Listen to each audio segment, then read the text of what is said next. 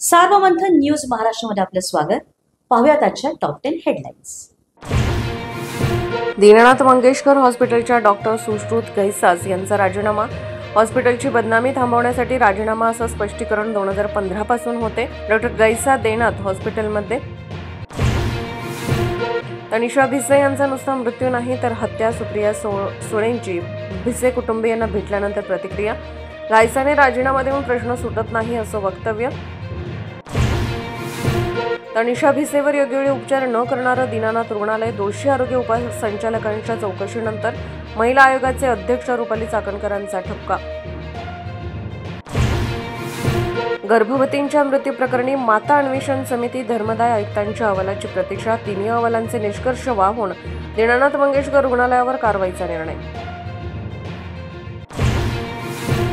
दीनानाथांच्या doctor गैसास आणि अन्य डॉक्टरांवर गुन्हा दाखल करा। भाजप आमदार अमित गोरखे यांची मागणी। आरोग्य विभागाच्या अहवालात हलगर्जीपणा झाल्याचं नमूद केल्यावर गोरखेने ठेवलं बोल। अक्षय शिंदे एन्काउंटर प्रकरणातील दोषी आरोप पोलिसांवर गुन्हे दाखल करा। मुंबई उच्च न्यायालयाचे आदेश। डीसीबीच्या अध्यक्षतेखाली विशेष एसआयटी स्थापन करावी आणि क्राईमच्या सहआयुक्त लक्ष्मी गौतम यांची नजर ठेवावी अशी सूचना।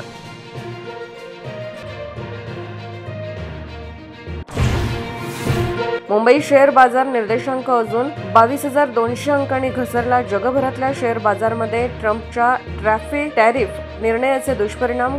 गुंतवणूकदारांनी गमावले तब्बल 19 लाख कोटी। कुणाल कामराला मद्रास हायकोर्टाकडून पुन्हा दिलासा। कामराला 17 एप्रिलपर्यंत अटक करता येणार। इतिहास अभ्यासक इंद्रजित सावंतांकडून प्रशांत कोरडकरवर अब्रूनुकसानीचा आरोप। कळंबा कारागृहातील अधिकाऱ्यांमार्फत बजावली नोटीस।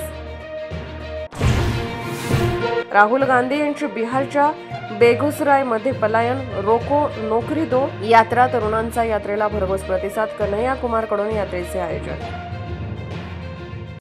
सार्वमंथन न्यूज महाराष्ट्राला लाईक करा, शेअर करा, सबस्क्राईब करा।